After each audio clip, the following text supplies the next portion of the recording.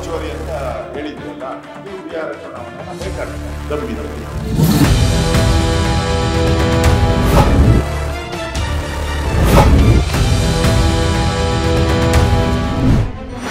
BJP Congress ಮಧ್ಯೆ GBA ಜಟಾಪಟಿ. GBA ಚುನಾವಣಾ ಬಹಿಷ್ಕಾರ ಸವಾಲ್ಗೆ ನಾವು ರೆಡಿ. ನಿಮ್ಗೆ ದಮ್ಮಿದ್ರೆ ಬಿಹಾರ ಚುನಾವಣೆ ಬಹಿಷ್ಕರಿಸಿ. ನೀವು ಇವಾಗ ವೋಟ್ ಚೋರಿ ಅಂತ ಹೇಳಿದ್ರಲ್ಲ, ನೀವು ಬಿಹಾರ ಚುನಾವಣೆಯನ್ನು ಬೈಕಾಡ್ತಾರೆ ದಮ್ಮಿದ್ರೆ. ಗ್ರೇಟರ್ ಬೆಂಗಳೂರು ಅಥಾರಿಟಿ ವಿಚಾರದಲ್ಲಿ ರಾಜ್ಯದ ಆಡಳಿತ ಪಕ್ಷ ಹಾಗೂ ವಿರೋಧ ಪಕ್ಷದ ನಡುವೆ ಜಟಾಪಟಿ ಮುಂದುವರೆದಿದೆ. ಇದು ಕೆಂಪೇಗೌಡರ ನಾಡು, ಅವರು ಮಾಡಿದ ರೀತಿನೇ ನಾವು ಅನುಸರಿಸುವುದು ಅಂತ ಬಿಜೆಪಿ ಹೇಳಿದ್ರೆ, ಈತ ಕಾಂಗ್ರೆಸ್ನವರು ಅವ್ರು ಏನು ಬೇಕಾದ್ರೂ ಹೇಳಿ ನಾವು ಅಭಿವೃದ್ಧಿಯೇ ಮಂತ್ರ ಅಂತ ಕೌಂಟರ್ ಕೊಡ್ತಿದ್ದಾರೆ.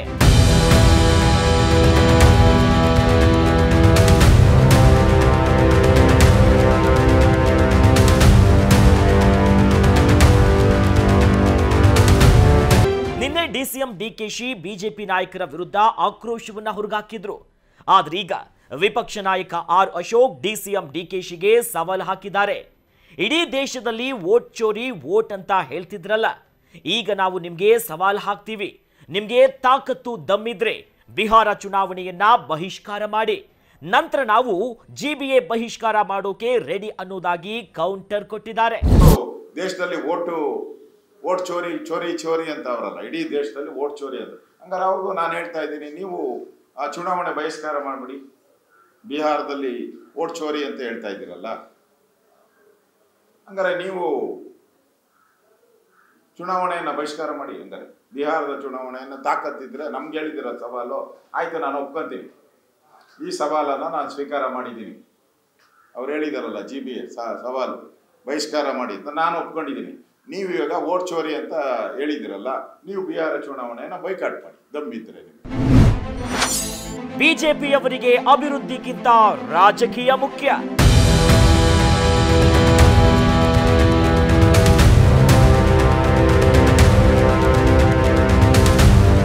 ಜಿಬಿಎ ವಿಚಾರದಲ್ಲಿ ಬಿಜೆಪಿಯವರ ಟೀಕೆ ಬಗ್ಗೆ ಡಿಸಿಎಂ ಕೂಲ್ ಆಗಿ ಉತ್ತರ ನೀಡಿದ್ದಾರೆ.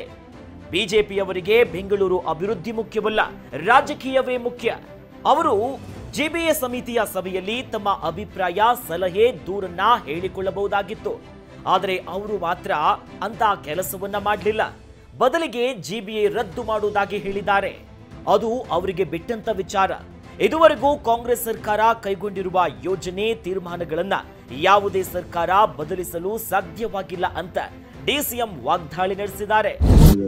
ಏನಪ್ಪಾ ನೋಡಿ, ಬಿಜೆಪಿ ಅವರಿಗೆ ಪಾಪ ರಾಜಕಾರಣ ಮುಖ್ಯ, ಅವರಿಗೆ ಬೆಂಗಳೂರು ಅಭಿವೃದ್ಧಿ ಬಗ್ಗೆ ಅವ್ರಿಗೆ ಮುಖ್ಯ ಇಲ್ಲ.